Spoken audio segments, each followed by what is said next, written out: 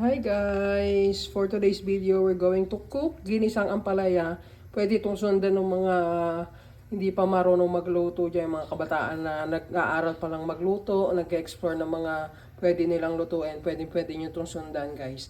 Kasi sobrang easy lang ng recipe na to and sobrang healthy. So let's go! So ayan, nilagay na natin ang ating sibuyas at kamatis. Pero kung gusto nyo isabay-sabay, wala namang problema guys. Kung hindi naman magre-reklamo yan kahit isabay-sabay nyo yan. Personal preference lang ito. Naunahin lang yung sibuyas at kamatis para madurog-durog ng konti yung kamatis bago natin ilagay yung bawang. And maamoy natin yung aroma ng ating sibuyas. And maging translucent siya. Pero kung gusto nyo isabay-sabay ang sibuyas, kamatis, bawang, walang problema. Pwede. So ayan, dahil medyo durug-durug na yung ating kamatis, pwede na natin ilagay ang ating bawang. Bawang in, ayan, i-incorporate na agad natin yung doon sa ating sibuyas at kamatis. Ngayon, naaamoy nyo lang, mga aromatics pa lang ang bango na agad. So ayan, luluto-lutuin lang natin ng konti yung garlic, then ilalagay na agad natin yung ampalaya natin. Yung ampalaya natin, hiniwa-hiwa natin. Siguro naman marunong na kayo maghiwa ng ampalaya, diba? Then sinok ko siya sa warm water na may asin, tapos inanlawan ito ng ilang beses para hindi umalat. So dahil ganyan ang itsura nila guys, ganito na. Yan.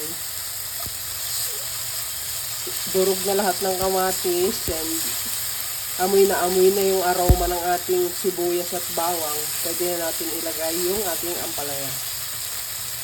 Ito guys, lagyan na natin ang ating ampalaya. Sinusok ko siya sa warm water na may salt para matanggal yung konting pait niya. Pero hindi naman totally gone na matatanggal yung lahat ng pait niya talaga. Kasi innate talaga sa ampalaya ang maging mapait. And nandun yung sustansya niya sa pait. Kaya hindi rin talaga siya totally mawawala kahit isoak nyo pa siya ng ilang oras o ilang minuto dyan sa warm water na may asin. Ayan.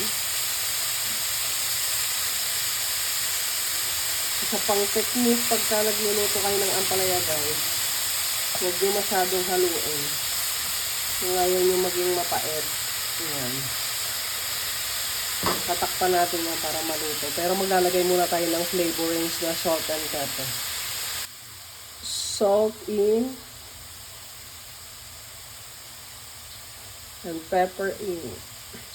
Ayan natin lahat. Yan. Then optional lang na maglagay ng oyster sauce. Ako gusto ko lang maglagay ng kaparaso. Kaparaso lang. Yan. So, ang nilagay natin pampalasa, oyster sauce, salt and pepper. Konting mix lang. Ayan. Para maging mas masarap at malinamnam ang ating ginisang ampalaya guys, maglalagay ako ng half ng Knorr chicken cubes. Ayan. Tapos, hahayaan lang natin yung matunaw dyan or ma-dissolve dyan. For now, tatakpan muna natin para maluto yung ating ampalaya. So, ayan, sana nasusundan nyo yung process natin guys kasi napaka-easy lang naman. After natin maluto ng konti yung ating ampalaya, it's time na para ilagay ang ating beaten eggs. Itong beaten eggs natin, tinimplahan din natin ng salt and pepper. Yan guys. Then, ang ratio is 1:2. Isang ampalaya, dalawang itlog. Kung gusto nyo ng yung ginisang ampalaya nyo is maraming itlog. Pero kung ayaw nyo naman, 1:1 is okay. If wala kayong extra egg, pwede na yun. Hindi naman na magre-reklamo yun. Ako lang talaga, I prefer na mas maraming itlog ang aking ginisang ampalaya. Kaya, 1:2 ang ratio ko. So, ayan. Lagay na natin yan dyan.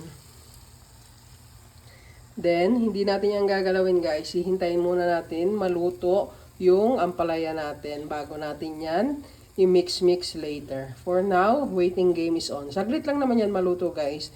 Mga 1-2 minuto luto na yan. So let's go.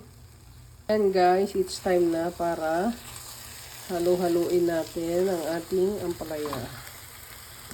Pero hindi naman halong-halo. So ayan, magpo-form na yung ating egg dyan.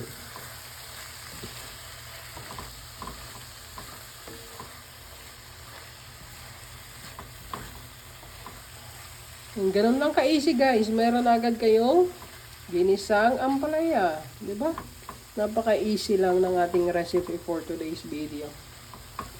Kung gusto matuto dyan, pwede nyo sundan to. Step by step, nandyan na lahat guys. So, yan lang guys. Sana may natutunan kayo sa video natin ngayon. Thank you for watching and see you on my next Luto Serye. Bye!